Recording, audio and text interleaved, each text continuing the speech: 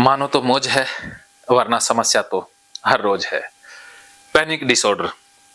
Panic disorder में मुख्य क्या है? मुख्य है डर, और वो भी मौत का डर। अगर मौत का डर निकल जाए तो पैनिक डिसऑर्डर, पैनिक अटैक अपने आप ठीक हो जाता है।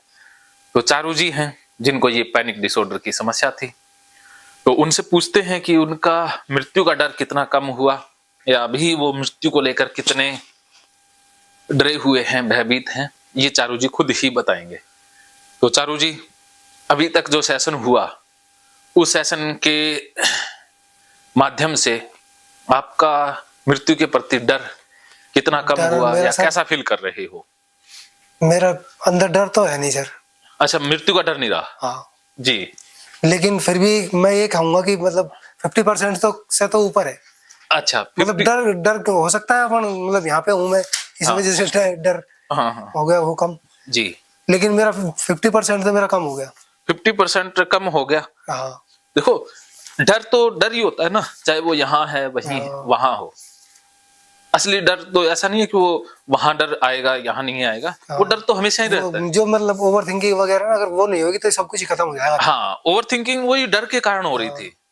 जब आपको पता है कि पैनिक अटैक आ जाए, चाहे 50% से तो ऊपर आ गया मैं। बस 50% ऊपर हो गए तो बाकी तो आप प्रैक्टिस करके हो ही जाओगे।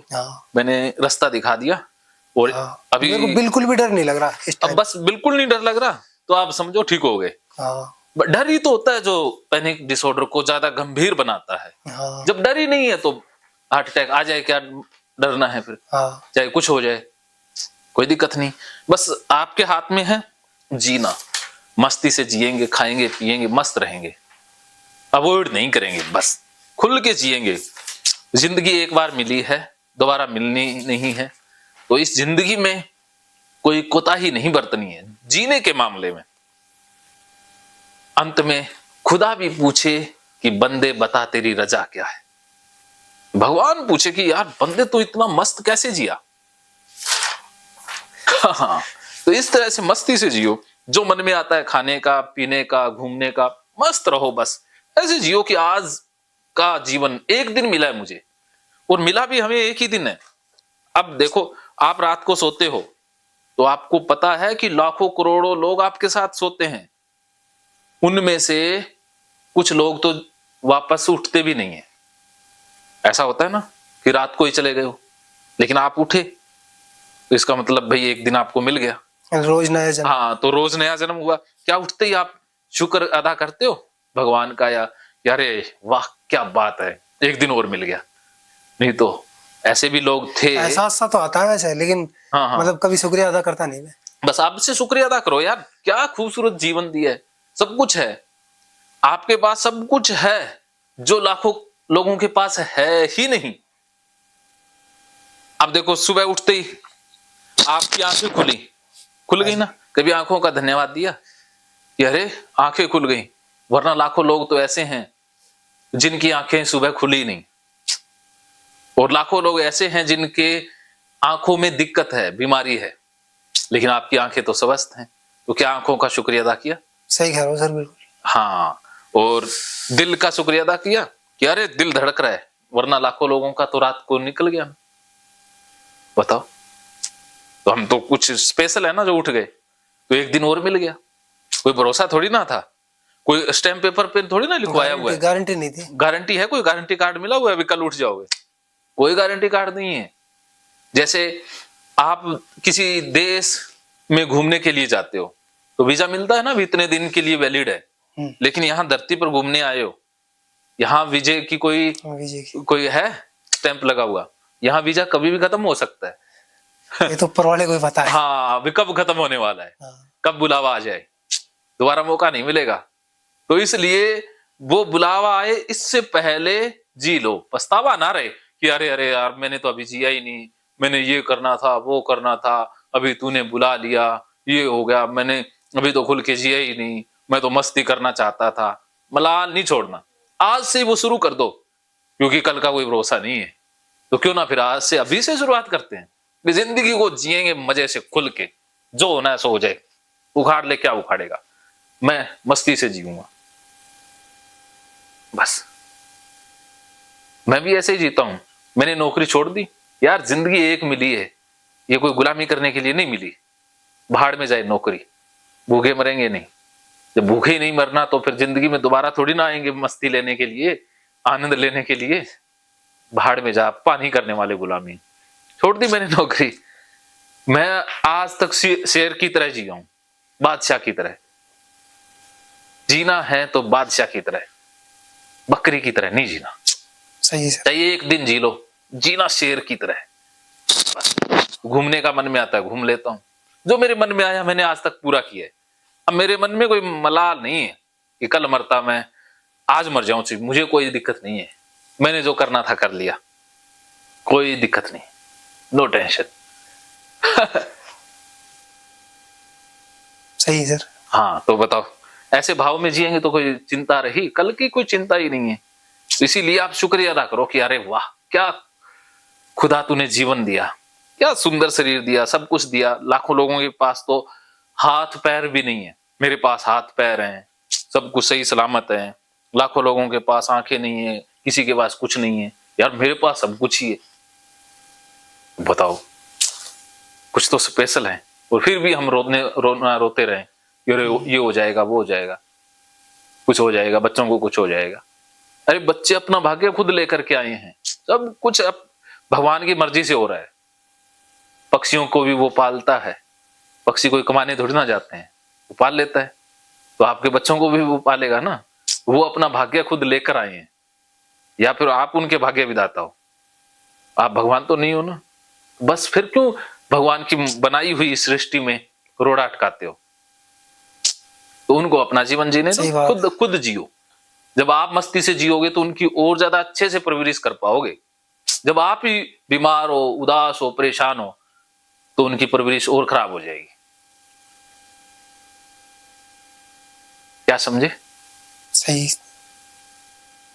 हाँ, मतलब अगर खुल के जिएंगे तभी जी पाएंगे। बस जी पाएंगे, और तभी साथ वाले खुश रह पाएंगे। हाँ। आपके मरने के डर से कौन खुश रह पाया है? कोई भी नहीं। खुद भी नहीं रहे तो दूसरों की खुशियां कहाँ आएंगी? पहले तो खुशी खुद से स्टार्ट होगी। जब खुद खुश हो तो सब खुश हैं, खुद ही उदास हो तो सारी दुनिया ही उदास लगेगी। तो मजा है? जिसका खुद का पेट भरा हो वो दूसरों की भूख मिटाने के बारे में सोच सकता है। जिसका पेट खुद खाली हो वो क्या दूसरों के बारे में सोच पाएगा? ये है। तो पहले अपना तामझाम पूरा कर लो, फिर सबकी हो जाएगी। राइट है सर। तो आज से कैसे जियोगे फिर? मृत्यु के डर में या आजादी से? सर एकदम आजाद। तो अब बताओ, जब भी उठोगे सुबह तो भगवान को शुक्रिया अदा करोगे या शिकायतें करोगे? अरे शुक्रिया अदा करूंगा सर। हाँ, मेरी जितनी भी आज तक 35-36 साल की उम्र है, वो उसमें मतलब अभी तक का योगदान परमात्मा का ठीक है। हाँ, उसमें मेरे को कभी उन्होंने ना तो कभी भूखा सुलाया, हाँ, ना किसी चीज की मेरे को दिक्कत आने दी, हाँ, किसी भी चीज की। हाँ। तो जब वो 35 साल संभाल सकता है तो आगे संभाल लेगा। 36 हो गई सर, ये अगले 9 तारीख आ रही, इसको 36 का हो जाऊंगा। हाँ, फरवरी में। बस तो 36 के हो गए, 36 एक और मान लो। आगे का तो मालिक ही जाने। हाँ, आगे का पता नहीं है, लेकिन मान लो 80 से ज्यादा तो जी के करोगे भी क्या? इतने में 80 से पहले टपक लें तो ठीक है। 60, 70, 80 जितने। हाँ, 80 मान लो, तो 36 और बची है। उसमें से 18 तो बीत जाएगी सोने में, 18 ही बची है। 18 में से 8 एक साल बीत जाएंगे खाने पीने में, ऐसे ही बचे 10 साल। 10 साल आप अब रोने में बिताना चाहते हो या खुशी में, वो आपके हाथ में। सही बात सर। अब बताओ, सिर्फ 10 साल बचे हैं, वो भी तब जब आप बूढ़े होके मरोगे। वैसे ये 10 साल भी अपने को पता नहीं है कि ये 10 साल है या नहीं। हो सकता है कि 10 मिनट में भी बुलावा आ जाए। बिल्कुल सही सर। तो अब बचा हुआ समय है, वो तो एक एक सेकंड कीमती है। कि आधा तो जीवन गया है यार, आधे में कुछ कर नहीं पाए तो अब आधे को क्यों वेस्ट करना? अब आधे का तो मजा लो, इतना मजा लो कि भगवान भी पूछे, यार बंदे बता तेरी रजा क्या है? भगवान खुद कहे, यार कैसा बंदा है यार तू, इतनी मस्ती से तो मैं नहीं जीता जितनी मस्ती से तू जी रहा है।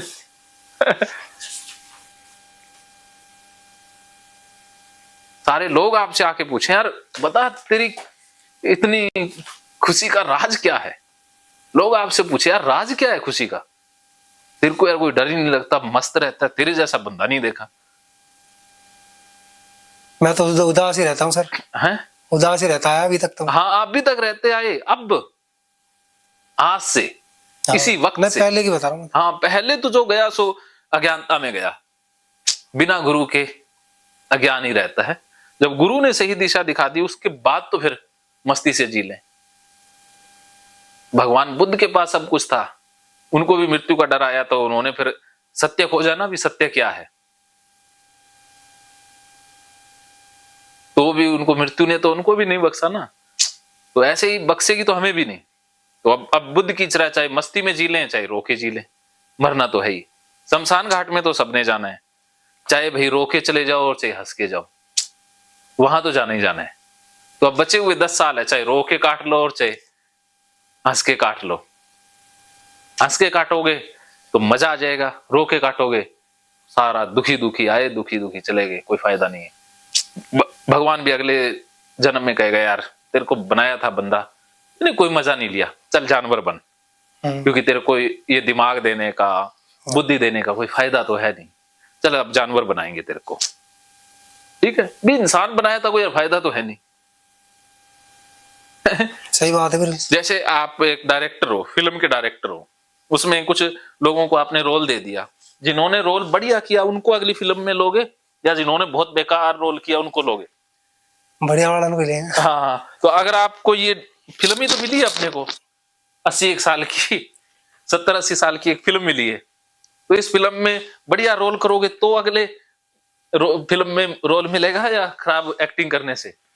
बढ़िया काम का तो बढ़िया ही सही। हाँ, तो अब फिर बताओ, आधी फिल्म तो चली गई, आधी फिल्म तो खराब, आधी फिल्म में तो बहुत खराब रोल मिला है, इंटरवल तक तो खराब ही रहा। हाँ, तो अब आधी फिल्म को मस्त बना दो तो वो डायरेक्टर कहेगा, कवर हो जाएगा। हाँ डायरेक्टर कहेगा यार शुरू शुरू में तूने गड़बड़ की लेकिन अंत में तूने बहुत बढ़िया किया, चल तेरे को नई फिल्म में रोल दे देते, चलो इससे भी बढ़िया फिल्म में रोल देंगे, तो अगला जन्म आपका अब और बेहतरीन होगा।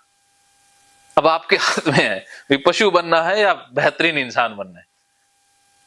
सही कह रहे हो सर आप। बताओ, इंसान ही बनना सर। तो इंसान बनना है तो भैया इंसान बनने वाले कर्म तो अभी तक तो हुए नहीं है, अभी तक तो पशुओं वाला ही रहा सिस्टम। अभी तक तो पशु भाई। तो आप बताओ।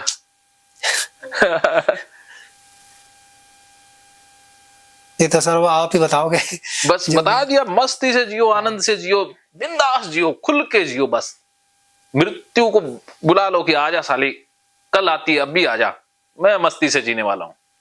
मृत्यु वाले विचारों को भी गाली निकालनी है, जैसे अभी आपने एक प्रैक्टिकल किया, अकेले गए गाली निकालते हुए, उसका कैसा अनुभव रहा?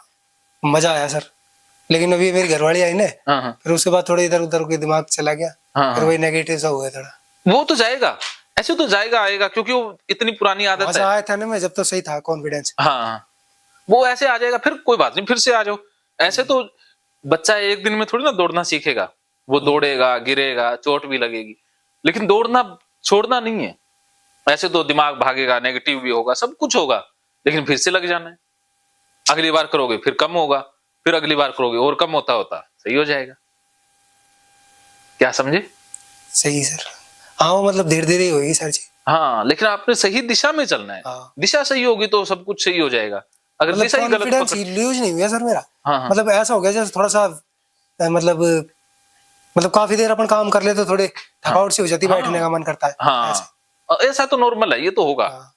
कोई बात नहीं, एकदम ओके है, कहीं कोई दिक्कत अंदर से ऐसी कोई दिक्कत नहीं है मेरे। बस तो अंदर से दिक्कत नहीं है तो दिक्कत अब बाहर से भी थोड़ा सा मतलब बैठने का सा है, बाहर से थोड़ा सा मतलब थकावट की सी होगी। वो तो होनी थी ना, इतना पाने वो कैथारसिस किया है, उससे भी होगा, और भी करेंगे उससे भी होगा, ये तो चलता रहना है, इसमें कोई गड़बड़ नहीं है। चलो अभी मृत्यु का डर आप परमानेंट मिटा देते हैं, इसके लिए वो रिबर्थ मेडिटेशन करा देता हूँ। रिबर्थ वाला अपन किया था ना कि आपको पुनर्जन्म वाला वो करवाना है एक्सरसाइज, वो मैं करवा देता हूँ। उसके बाद फिर अपना वो एक ही बचेगा गर्म वाला और वो नाइट फॉल वाला, तो गर्म वाला तो साथ के साथ हो जाएगा, वो फिर कल हो जाएगी। तो ये परमानेंटली आपका मृत्यु का डर डिलीट कर देते हैं। ठीक है, तो अभी स्टार्ट करते हैं।